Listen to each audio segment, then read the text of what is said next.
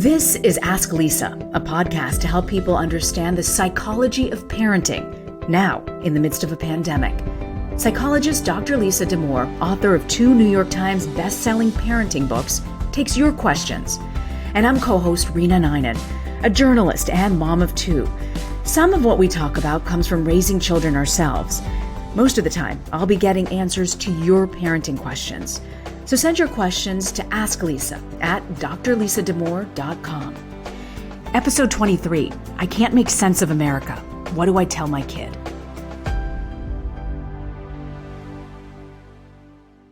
Have you ever tried to explain what's happening in a country in a therapy session? Because that's actually what I'd like to do today.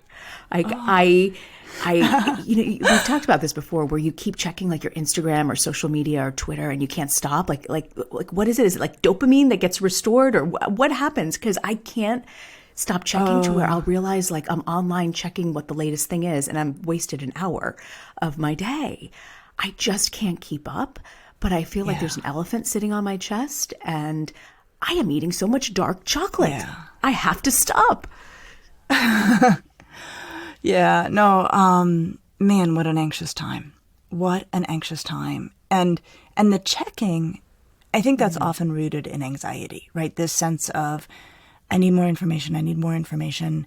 And what we actually see, and we've studied this, when you check for information, if what you get is ambiguous, it just leaves you more anxious. And right now, all we get is ambiguous because if you're checking in 5-minute intervals, there's no significant. Usually, there have been so many significant events, but at those really rapid intervals, it just keeps your anxiety high. And so part of what you need to do if you feel like there's an elephant on your chest and you're eating too much chocolate, right, is to take a break, right? To step away. But you can't really take a break, right? I'm wondering, how do I explain this to the kids? They thought it was really funny seeing, the images from Capitol Hill. They can't believe these are adults. These are grown adults. Yeah. And they don't sort of understand fully the symbolism of Capitol Hill. And I don't even know where to begin, Lisa. I know, it's weird. They know it's weird, but they don't really get it. And I am having the same experience at my house, and managing it better and worse. I wrote a piece for the Times that came out the day after the Capitol riot called "Parenting While Shocked," which we'll put in the notes. And I just tried to walk through that experience, right, of really working so hard to try to take it in yourself, and not really knowing how to pivot from one's own effort to make sense of it to actually trying to explain it to kids. And I walked through sort of how I got there, which is basically, okay, I still have to be the grown-up in the room at my house. And that doesn't mean I have to fix everything, but I do need to be present and available and put my phone down and try to think this through with my kids. And one of the things I've been saying a lot is, you are living through major historical moments. That's something I can say that I feel to be accurate, and to try to give them a perspective on how big it all is. But before I even help them, I need to understand myself and process this, right? And so as you're processing it, one of the first things that comes to my mind as I'm seeing this, there's a significant part of the country that feels unheard. And I was just wondering if you could walk us through, what do you do when people just aren't listening? You must have sessions where you just realize both sides are warring, and whether it's a parent or child or 2 spouses, how do you get people to see the other side? Right? Yeah. No, it definitely comes up in therapy. And what I will say is, in therapy, by the time people are in my office, things are usually moving in the right direction because they have decided they want help. They have gotten themselves somewhere to get help. They're willing to pay for help. So in some ways, by the time you're in my office, that's a low-hanging fruit. I look at what's going on nationally, and I try to think through, how do we address this, broad scale as parents, to move beyond this intense polarization, right? That's what we've got. We've got this intense polarization. And so I, of course, just like dig into the psychology research. Like I like those. That's like my security blanket. I'm like, well, what do we know from the science?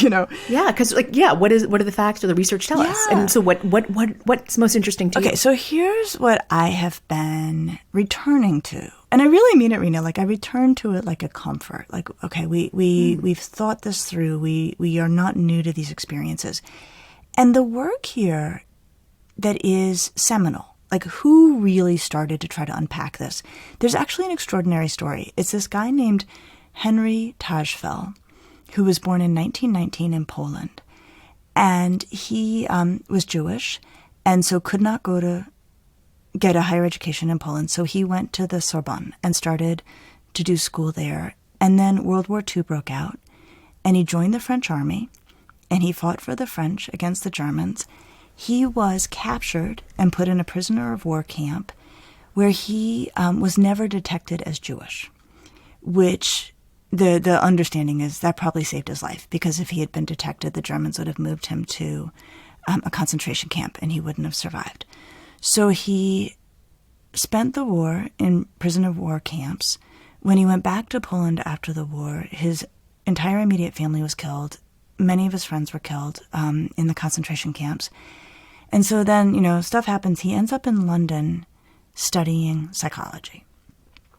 And his work was entirely on the roots of discrimination. And what he said, and this is the part that was radical, but he proved it in so many ways. He basically said, the Nazis, they're not so different from us. Like, we want them to be. And the prevailing discourse at the time was, there's something damaged in the Germans. There's something like there's this, national character flaw. And he basically said, I think that what we saw was an exaggerated, horrific form of something that everyone carries around inside of them, which is the wish to be part of a group, and often to do that at the expense of another group. Wow, that is powerful, especially hearing that Nazis, they're not so different from us, and this needing to feel part of something.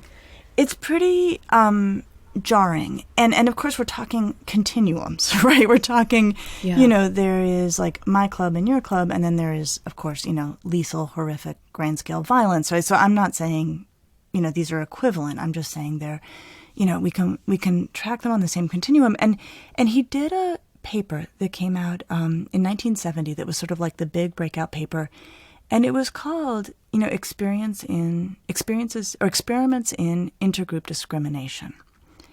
And basically what he did, and this is what's so stunning, and this really rocked the understanding of discrimination, he did things where he got like packs of 14 and 15-year-olds, and I think they were all boys in his experiment. And he asked them questions, around like what they like to look at, dots, things like that. I mean, kind of very random, bogus questions. And then he completely randomly and with no meaning at all said to them, oh, you're the kind of kid who likes paintings by Kandinsky. And oh, those guys over there, they're the kinds of kids who like paintings by Klee. Okay, so a completely meaningless to the boys, like random bogus assignment of groups. Like, but you're like this and they're like that. Mm-hmm. He then gave them the opportunity to award money to their own group and to the other group. And what he found is, of course, not surprisingly, they awarded more money to their own group. But the other thing he found is they even would hold back money from the other group, even if it cost them themselves. And so he was like, there I did it. I created discrimination and the wish to harm another group on the most random, invented, arbitrary things. And that piece of like understanding that every one of us has within us the wish to be part of something, and that lays the groundwork for the wish to be against something else, and that can go down a horrifying and perverse path. Like that piece, like that's where I start as a psychologist. So why do you keep coming back to this? Honestly, it's the defense of intellectualization. Meaning? Okay, so one of the things that we know in psychology is that we all have these psychological defenses we use. They are these unconscious circuit breakers, emotional circuit breakers. They filter intense experiences. And so, there are better and worse defenses. So like a bad one is denial, where you're like, that didn't happen. Okay, the reason we think it's bad is because it completely messes with reality. There are better ones where you still stay in touch with the reality, but you actually filter it through something like an intellectual approach. So honestly, part of it is that the sheer rawness of the polarization, how dangerous and how intense and violent it becomes in this country, becomes emotionally overwhelming for me, as it does for many people. And so then I fall back on the defense of intellectualization and try to make sense of it in my own way. And so I think that's part of why I come back to it. But then I also think it opens the path to think about, okay, so then what does this mean in my house? Like what power do I have here? So as you're looking at our situation here today, right, what are the things that you see? I mean, I just keep thinking of my time in the Middle East as a journalist, and I spent so much time looking at the radicalization of people online who were mobilized. And I never thought it would follow me back home, that you're seeing people and the use of social media. I mean, a lot of these big social media companies are getting a lot of heat, and I feel like there's some action being taken aggressively, but you've got so much going on. We're seeing cancel culture. When you look at this as a psychologist, what do you peel away? So let me actually stop on what you just said about when you look at this as a psychologist, because that's what I can do. And so I have a lot to say on how I understand this. But the other thing I always think is so interesting, and it's so fascinating to me, is the way in which if we think about what we're facing as a country right now, that there's all these different perspectives that can be brought. There's the political one, there's the gendered one, you talk about radicalization, that tends to be guys. There's all of these different framings, and they're all fascinating in their own right. The only one I can do comfortably is the psychological framing. And I just say that not to in any way diminish the other, critical framings. So as a psychologist, where I go to is the idea that everyone, and especially I would say this is really raw at, adolescence, everybody needs a sense of identity. What am I about? And everybody needs a source of self-esteem. And when you look at radicalization, or people going to extremes, from the psychological perspective, that's what's usually at the root. I needed to feel that I was part of something. I needed to feel like I knew what I was about, and I needed to feel that it was important for my self-esteem. And so that piece of if we look at it through that developmental lens of, do kids have a sense of feeling a part? And do kids have a source of self-esteem that does not involve, and this is a hugely important thing, the dehumanization of other people, right? Those are the questions as parents that we have to be asking. So how do you start laying the foundation to help your kids see this? What should we be telling them? What should we say? I think mostly you start with their questions, because they've got lots. And then, of course, the other thing is they're picking up information all over the place that we don't know about. And this is true really at all ages, right? I mean, kids pick up stuff on the playground that, they misunderstand, or some other kid misunderstood something and then says something that terrifies your child or confuses your child. This is totally happening with teenagers because they have a whole discourse going on online that grown-ups don't have much access to or knowledge of. So I think the first question is you say to your kid, what are you hearing? What are you hearing? What are you thinking? What are you thinking? Then, whatever comes at you, a guiding way to engage it is to make a distinction between disagreeing with somebody and dehumanizing somebody. And that's the place, that's the line that we cannot cross, right? You can disagree all day long with somebody. You can't dehumanize them. When disagreement grows out of control, it's because it's crossed the line into dehumanization. And by dehumanization, meaning you are not a whole person, you are not a valuable person, you know, everything about you is horrendous, and I can be violent against you because you don't count. So getting into that process of that mind space of dehumanization, how do I know I've crossed it? Because I think some people don't. Yeah. I mean, it sounds like it seems pretty clear, and defined. But I think for a lot of people, they don't even know that they've crossed that line.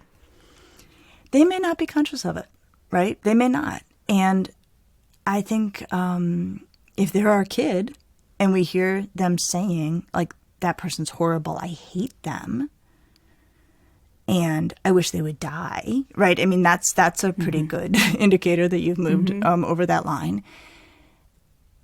I think the right response for a parent to say is, like, tell me what you're talking about. Tell me what happened. Tell me what was said. Tell me what you're thinking.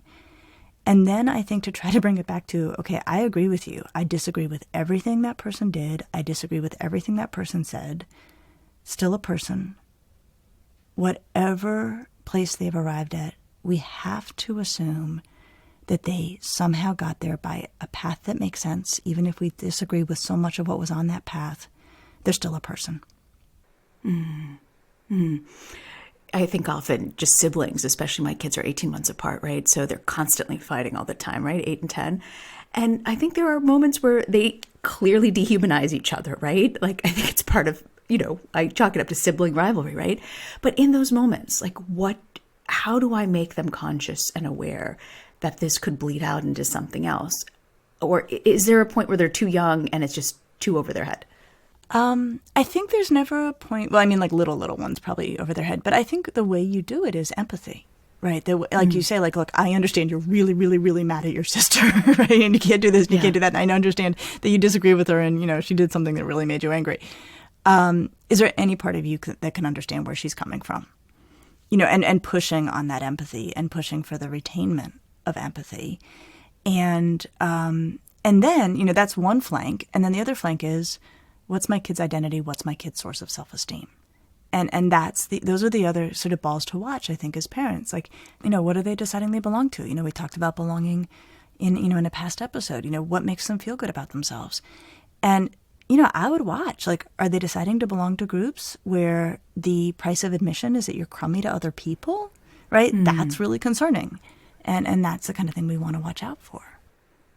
When you and I were talking, so much of this podcast and what we have tried to really do is we know it's so important in shaping this next generation of children and the impact this pandemic is having on them that we might not know for decades, maybe even. But as we are trying our best in this moment, you said something to me as we were talking, like, we are all wired for racism. What did you mean by that? Because I like to think I'm a brown woman. My parents are from South India. How can I be wired for racism, right? So some of that idea that we're sort of wired for racism is grounded in Tajfel's work, who basically proved it. Like, you can get people to be discriminatory on the dumbest things, in 20 minutes. So it's easy to trigger it. But another way that we understand racism when we look at it through a psychology lens is this idea that if you go back historically, like, there's always discrimination, right? There's always one group who decides another group is somehow lousy. And what's really interesting is the complaints about the other group are surprisingly consistent, right? Like, they're violent, they're dumb, they're overly sexual, right? I mean, like, there's always like this, pattern, whether it's, no matter who's being discriminated against, And one of the ways we understand that in psychology is the technical term we use is called projection, which is basically where we take aspects of ourselves that we're uneasy with and we ascribe them to another group, right? Our own wish to be aggressive, our own wish to be sexual, our own wish to be lazy or, not smart. We dislike this in ourselves.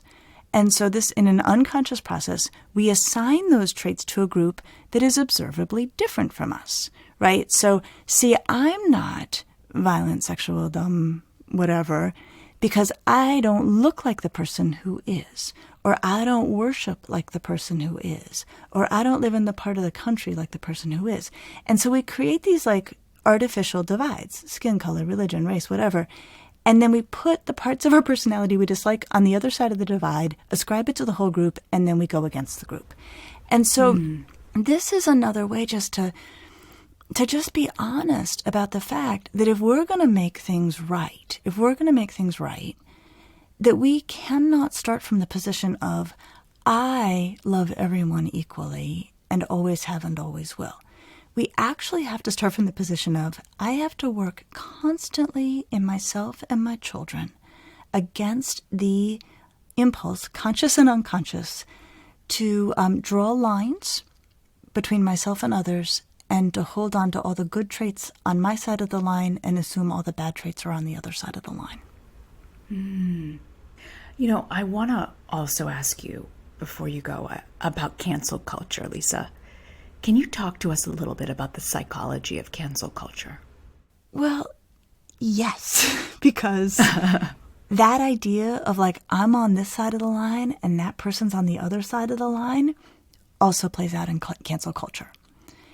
And so cancel culture is a way, you know, and like, it's complicated. Like, are there some people who should be canceled? I don't know, probably, right? I mean, so I'm not saying like all cancel culture is useless or bad or terrible.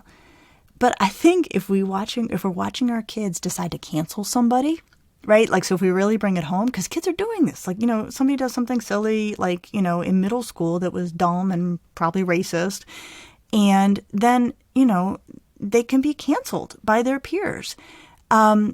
What does that mean? And what I would be really careful about as parents is letting kids fall into the same thing they are saying is terrible, which is, you know, that kid said something bad. They are bad. They should be, you know, erased forever. I mean, basically dehumanizing their peers, right? Mm-hmm. So one of the things that that we find really powerful, like when kids do dumb things, right? Because kids totally do dumb things, is this idea of restorative justice, right? This idea of giving kids and also people a chance to try to make it right and a chance to sort of acknowledge whom they've harmed and try to make repairs and ask for patience in the repair making.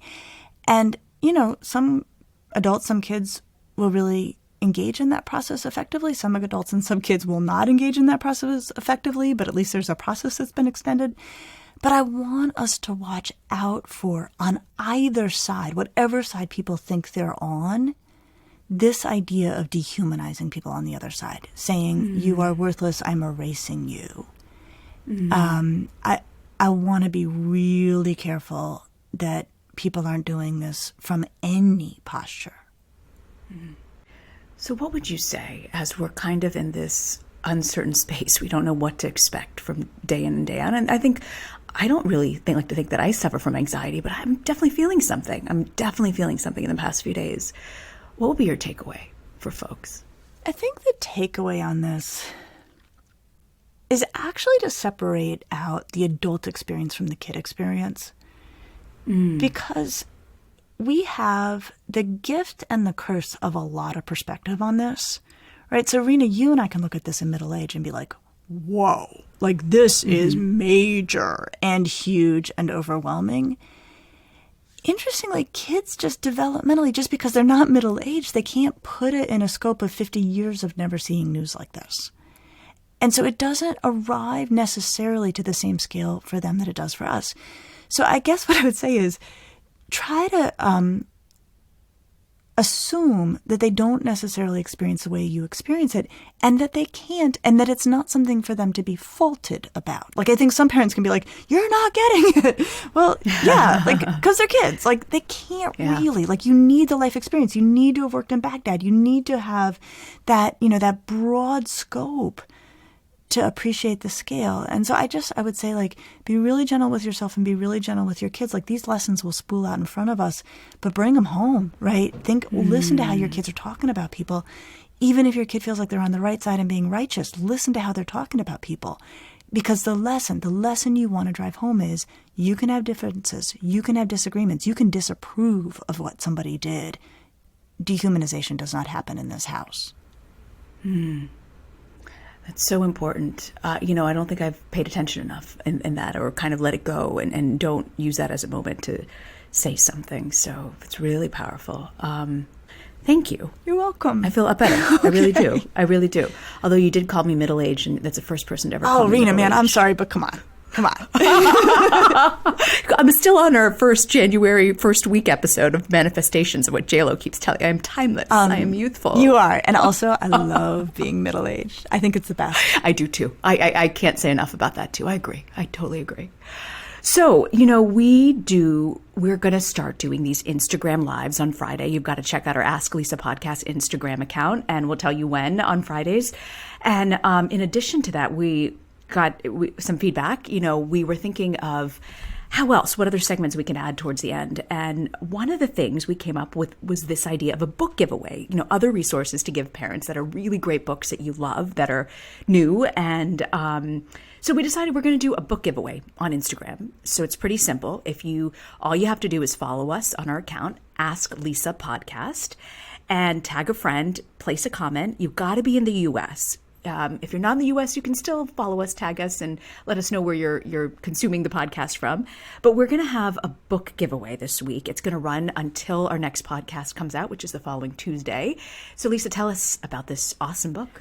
Okay, so the book we're giving away, and we're going to give away 3 copies, is The Price You Pay for College, an entirely new roadmap for the biggest financial decision your family will ever make. This is a brand new book coming out from Ron Lieber, who is a journalist for the New York Times, and he did unbelievably excellent reporting on how college costs work. I have read this book. It is eye-opening and hugely, hugely useful and important for any family that is looking at the price tag on college and trying to figure out what they're going to do. So we'll give away 3 copies, and we'll continue to do For Children Everywhere, but we'll start to mix in some book giveaways because we have such incredible resources that we want our listeners to have access to. That's great. So follow us, Ask Lisa Podcast, tag a friend, leave a comment, and we'll randomly choose a winner. Wonderful.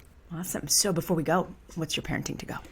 So my parenting to go is, I'm sure I've said this before, my favorite saying I got from a Dove chocolate wrapper, which is don't talk about it, just be about it.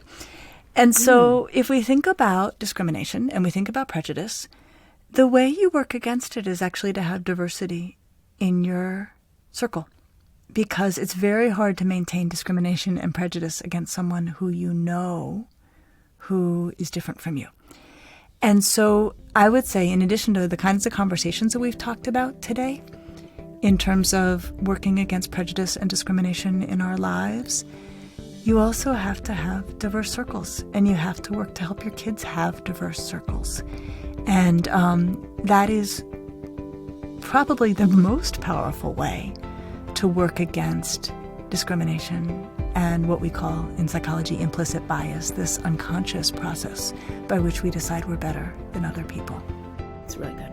Thanks so much, Lisa. I'll see you next week. See you next week.